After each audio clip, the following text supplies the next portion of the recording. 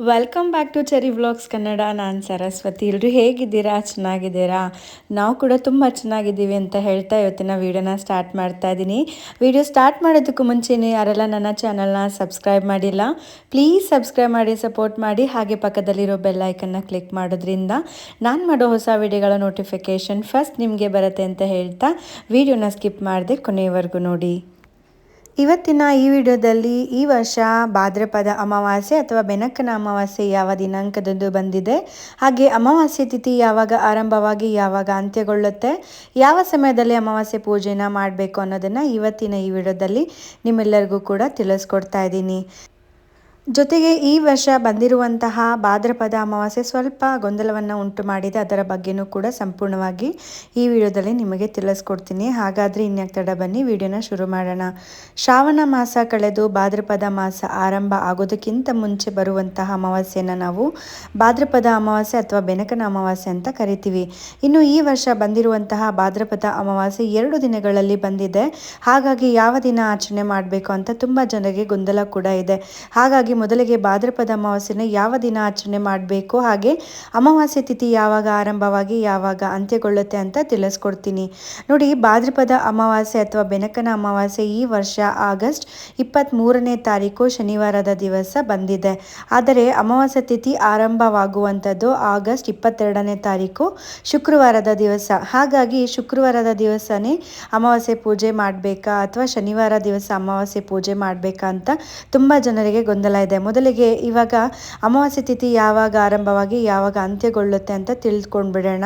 ಅಮಾವಾಸ್ಯೆ ತಿಥಿ ಆರಂಭವಾಗುವಂಥದ್ದು ಆಗಸ್ಟ್ 22ನೇ ತಾರೀಕು ಬೆಳಗ್ಗೆ 11:05 ಆರಂಭವಾಗಿ ಆಗಸ್ಟ್ 23ನೇ ತಾರೀಕು ಬೆಳಗ್ಗೆ 11:35 ಅಂತ್ಯವಾಗುತ್ತೆ. ಇಲ್ಲಿ ಹೆಚ್ಚಿನ ಪ್ರಮಾಣದ ಅಮಾವಾಸ್ಯೆ ತಿಥಿ ಏನಿದೆ ಅದು ಆಗಸ್ಟ್ 22ನೇ ತಾರೀಕು ಶುಕ್ರವಾರ ದಿನ ಇದ್ರೂ ಕೂಡ ಭಾದ್ರಪದ ಅಮಾವಾಸ್ಯೆಯನ್ನು ಆಗಸ್ಟ್ 23ನೇ ತಾರೀಕು ಆಚರಣೆ ಮಾಡಬೇಕಾಗತ್ತೆ. ಯಾಕಂದರೆ ಯಾವುದೇ ಪೂಜೆಗಳಾಗಲಿ ವ್ರತಗಳಾಗಲಿ ಅಥವಾ ಈ ರೀತಿ ಅಮಾವಾಸ್ಯೆ ಹುಣ್ಣಿಮೆಗಳಾಗಲಿ ನಾವು ಸೂರ್ಯ ಉದಯ ಆಗುವಂಥ ತಿಥಿ ಯಾವ ದಿನ ಬಂದಿರುತ್ತೋ ಆ ದಿನ ನಾವು ವ್ರತವನ್ನು ಪೂಜೆನ ಅಥವಾ ಅಮಾವಾಸ್ಯೆಯನ್ನು ಆಚರಣೆ ಮಾಡಬೇಕು ಅಂತ ಹೇಳ್ತಾರೆ.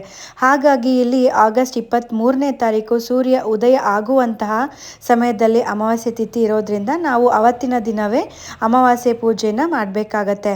ಇನ್ನು ಸಾಕಷ್ಟು ಜನ ವರಮಹಾಲಕ್ಷ್ಮಿ ವ್ರತವನ್ನು ಅಂದರೆ ಈ ವಾರ ಮಾಡೋರು ಇರ್ತಾರೆ, ಆದರೆ ಆಗಸ್ಟ್ 22ನೇ ತಾರೀಕು ಮಾಡೋರು ಕೂಡ ಇರ್ತಾರೆ. ಅಂಥವ್ರು ಮಾಡ್ಬೋದಾ ಬೇಡವಾ ಅಂತ ಕೂಡ ಕೇಳ್ತಾರೆ. ಖಂಡಿತವಾಗ್ಲೂ ಮಾಡ್ಬೋದು, ಯಾಕಂದರೆ ಅವತ್ತಿನ ದಿವಸ ನಾವು ಅಮಾವಾಸ್ಯೆನ ಆಚರಣೆ ಮಾಡೋದಿಲ್ಲ.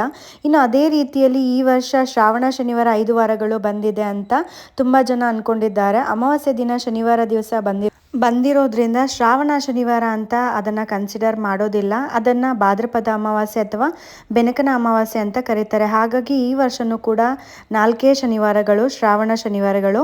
5ನೇ ಶನಿವಾರ ಅಮಾವಾಸ್ಯೆ ದಿನ ಬಂದಿರೋದ್ರಿಂದ ಅದು ಭಾದ್ರಪದ ಮಾಸಕ್ಕೆ ಸೇರಿಕೊಳ್ಳುತ್ತೆ. ಅದನ್ನು ಶ್ರಾವಣ ಮಾಸ ಅಂತ ಕನ್ಸಿಡರ್ ಮಾಡೋದಕ್ಕೆ ಆಗೋದಿಲ್ಲ. ಇನ್ನು ಅಮಾವಾಸ್ಯೆ ಪೂಜೆನ ಮಾಡುವವರು ಯಾವ ಸಮಯದಲ್ಲಿ ಪೂಜೆನ ಮಾಡಬೇಕು ಅಂತ ಕೇಳೋದಾದರೆ ಬೆಳಗ್ಗೆ ಬ್ರಾಹ್ಮಿ ಮುಹೂರ್ತದಿಂದ ಬೆಳಗ್ಗೆ 11:35 ಕೂಡ ನಿಮಗೆ ಸಮಯ ಇರುತ್ತೆ.